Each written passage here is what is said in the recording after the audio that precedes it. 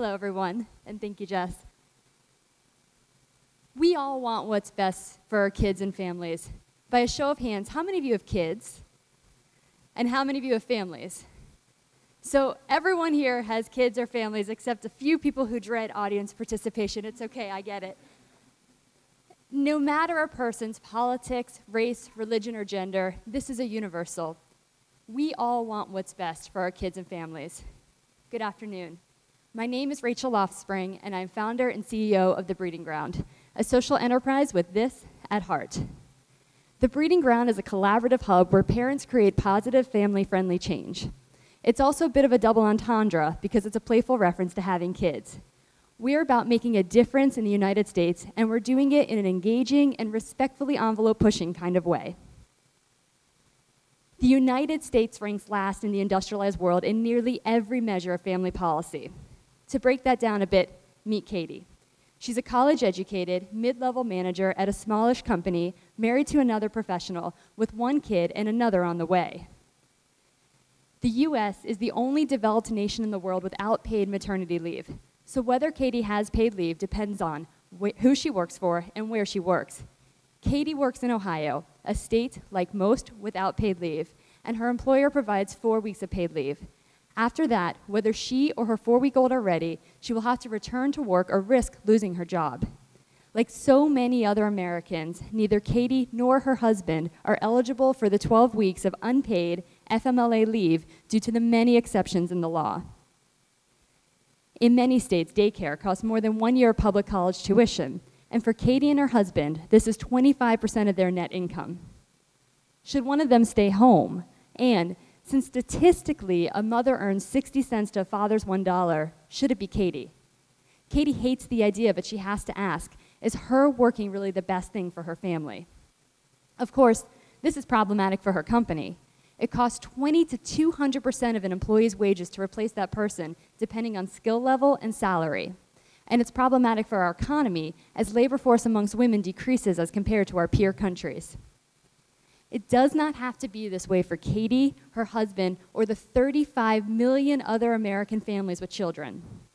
If we created a framework that supported the reality of our families today, a framework that included gender-neutral paid leave, affordable and quality early childhood education, school day wrap care, and flexible workplace policies, we would strengthen not only the health and wellness of our families, but employers' bottom lines and the economy. Here's how. The Breeding Ground rallies and empowers parents nationwide in the call for family-supportive workplace policies, laws, and values in the United States. This is our website, which we beta launched 2 weeks ago, and which we would love for you to check out and share with your networks. Through our online collaborative hub, moms and dads access actionable resources that parents can use to educate their peers, employers, and legislators. There are well-researched and concise guides, such as how to advocate for paid leave at work. There's an interactive platform, similar to Facebook, where registered members connect and collaborate. There are topical discussion forums and a curated blog where parents share their successes and discuss their setbacks in order to teach and encourage others to act. What this all does is harness the collective power of parents to make a difference for families like Katie's, so that Katie and her husband don't have to choose between the family they love and the jobs they need, and so that Katie's employer doesn't have to bear the expense of replacing a valuable employee. There are 3 key differentiators that make the Breeding Ground unique. First, we focus on moms and dads as equal and equally critical stakeholders. Second, we are inclusive of families of all kinds, no matter whether straight or LGBT. And third, we provide tools that everyday parents can use to enact change. Passionate parent volunteers have fueled the Breeding Ground thus far, but to properly launch, grow, and scale the Breeding Ground, we have developed a revenue model with 5 components, seen here and broken down into 2017 and 2018 projections. These components are seals of approval, founding sponsorships, website advertising, merchandising, and donations.